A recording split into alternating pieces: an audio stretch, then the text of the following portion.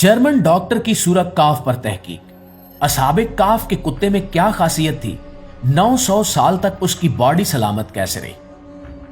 नाज़रीन ग्रामी, कुरान मजीद की सूरह अल काफ में एक ऐसा बारीक नुक्ता बयान हुआ है जो आम कारी बआसानी नजरअंदाज कर देता है, मगर अगर गौर किया जाए तो ये आयतें इंसान को हैरत में डाल देती हैं।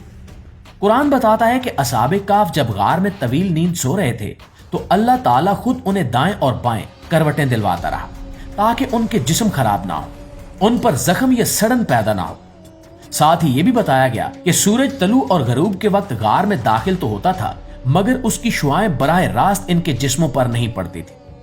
ये बात बजाते खुद एक गहरी हिकमत की तरफ इशारा करती है, क्योंकि तिब के मुताबिक बिल वास्ता रोशनी और हवा जिस्म को महफूज रखने में मदद देते हैं, जबकि बराह रास्त धूप नुकसानदेह साबित हो सकती है। लेकिन इन तमाम तफसीलात के दरमियान कुरान एक और बात भी बयान करता है जो बज़ाहिर छोटी लगती है मगर हकीकत में बहुत बड़ी है। अल्लाह ताला फरमाता है कि उनका कुत्ता गार के दहाने पर अपने अगले पांव फैलाए हुए था। यहां पर यह बात काबिल गौर है कि कुरान ने असहाबे काफ के पलटने का जिक्र तो किया, मगर कुत्ते के पलटने का कोई जिक्र नहीं किया। सवाल यह पैदा होता है कि जब इंसानों को सड़न से बचाने के लिए करवटें दिलवाई जा रही थी तो कुत्ता क्यों नहीं पलटा? वो 309 साल तक एक ही हालत में कैसे रहा और उसका जिस्म खराब क्यों नहीं हुआ? मुअज़्ज़िज़ दोस्तों, इसी सवाल ने एक जर्मन तिब्बी साइंसदान को हैरत में डाल दिया। वो खुद बयान करता है कि एक सफर के दौरान एक मुसलमान नौजवान ने उसे कुरान मजीद का तर्जुमा तोहफे में दिया। इब्तिदा में उसने इसे संजीदगी से नहीं लिया और सोचा कि बाद में जाया कर देगा, मगर तवील परवाज के दौरान जब वक्त गुजारी के लिए उसने वो किताब निकाली तो उसकी नजर सूरह काफ पर पड़ी।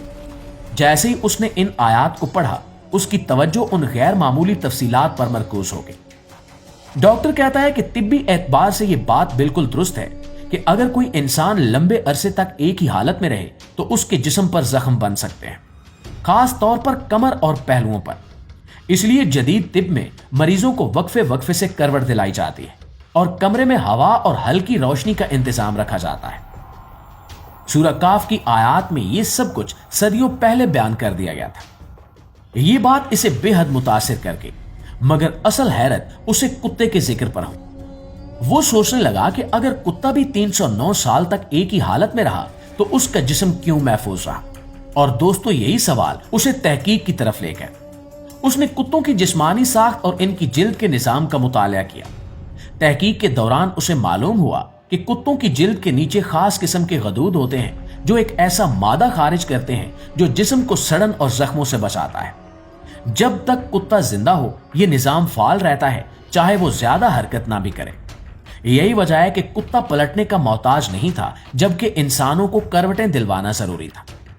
नाज़रीन, जर्मन डॉक्टर के मुताबिक ये कोई मामूली इत्तेफाक नहीं था, क्योंकि कुरान करीम ने ना सिर्फ इंसानों की जरूरत का जिक्र किया बल्कि कुत्ते की हालत को भी अलग अंदाज में बयान किया। अगर कुरान में यह तफसील न होती तो शायद ये सवाल कभी पैदा ही ना होता।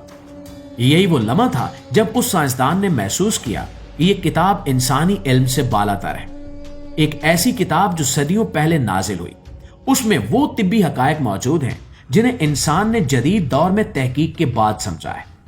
कहते हैं कि यह जर्मन डॉक्टर बाद में मुसलमान हो गया और यह वाकया हमें एक अहम सबक देता है, और वो ये कि कुरान सिर्फ तिलावत के लिए नहीं है बल्कि गौर व फिक्र के लिए नाजिल हुआ है।